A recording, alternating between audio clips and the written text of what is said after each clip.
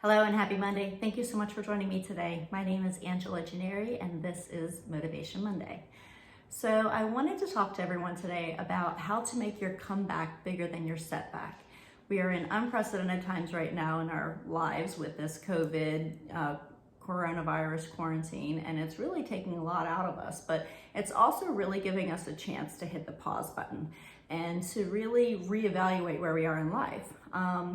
I call it getting back to center. So every once in a while when I get really overwhelmed and things are really crazy, I do what's called get back to center. And sometimes that means I go on a long hike, or I take a weekend to just go stay in a cabin by myself, or I just do something to give myself that pause to reflect and really kind of evaluate things.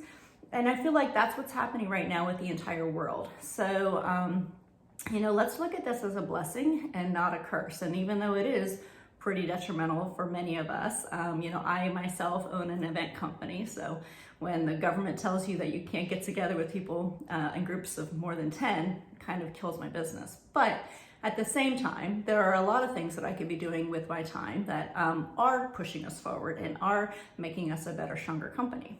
So how do you make your comeback bigger than your setback? And of course, this is a huge setback for many, many, many people. And I wanted to kind of give you 3 points or three key items that really focus on, that you can focus on to really make your comeback bigger than your setback. So number 1 is strategize. So what have I learned and what can I do better? So if you can do better, whether it's, better planning. I am terrible at planning for bad things. I usually tend to be very optimistic when it comes to my business and my future. And I don't want to look at what could go wrong. I tend to, figure out how I can make it all right.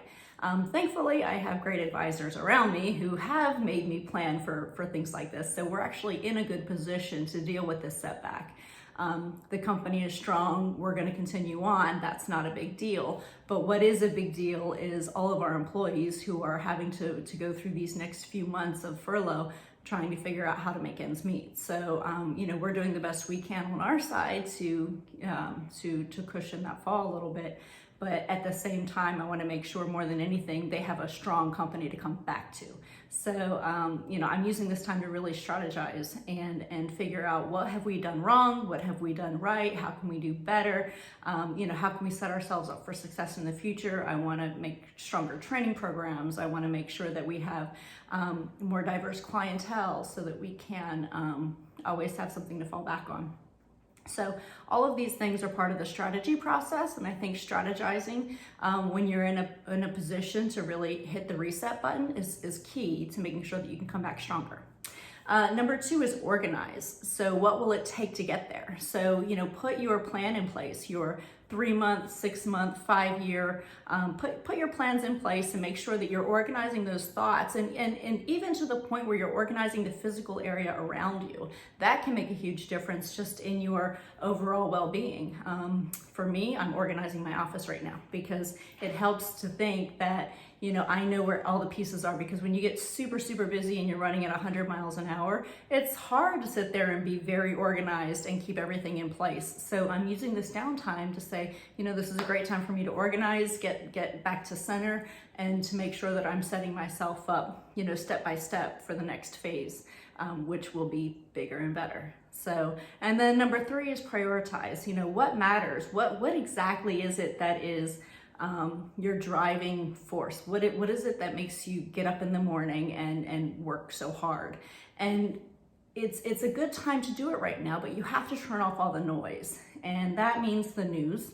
It means Netflix. It means, just turning off all the gossip and all the naysayers and the doom and gloom people. You have to turn them off because, like I said, I tend to be optimistic, but I also, while I want advice on how to avoid setbacks in the future and how to prepare for setbacks, because I promise you there will be some, I also don't want to live there. I don't want to live in the place of negativity. I want to know that it's out there, know that I'm covered, but live in that place of optimism, because that's where you can really push forward. You can't push forward when there's nothing to push into that is good and wonderful and happy. You want to make sure that you're pushing into a place that is going to be welcoming and not a place where you feel like there's no hope. So turn off the noise, turn off the distractions, and the news is mostly not good right now.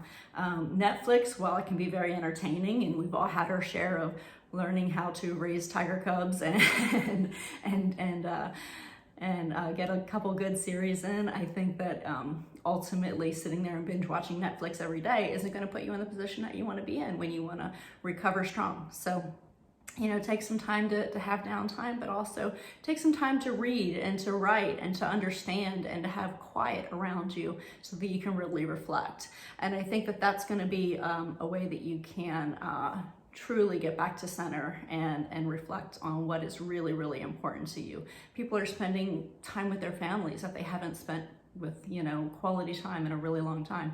They're starting to figure out what exactly makes them tick, and what makes you happy, and that core sense of needing those people around you that you truly, truly care about, and taking away all the ones that you really just never really meant anything to begin with. I think it's a really big part of getting back to center, is getting back to that meaningful place in life where your relationships are meaningful, and your the way you spend your time and the quality time that you spend with people is meaningful. So I think that if you are preparing for your next setback, which it's inevitable, it will happen, it will give you that place of confidence where you can push forward. And you can't prepare for everything. I mean, there was no way I prepared for a pandemic in my business, but we did prepare for something. I felt like there was probably going to be a recession coming soon, because we're in that cycle of that 7-ish year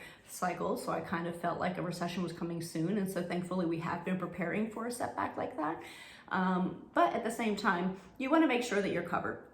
Whether you're diversifying your stocks, whether you are, making sure that your will is updated. And I know that sounds morbid, but those are the things that you want to just confidently prepare while you're in a place of knowing that things will happen in your future that you cannot prepare for, but you want to make sure that you did the very best you could when you had the resources to do it. So right now we have time. Time is our most valuable resource. And while we're at home on pandemic quarantine, why don't we make the best use of that time to really prepare for our comeback, which is going to be amazing. So, we're going to have a great comeback, and I think we're going to come back smarter and stronger as a society. And I really hope that we're learning from a lot of the things that we're going through right now. We're learning, what makes us tick and what makes us happy, and where we need to prioritize our life. And so anyway, just to kind of recap, it's strategize, organize, prioritize. I hope that's helpful. I hope you have a wonderful week, and we'll see you on Monday. Bye.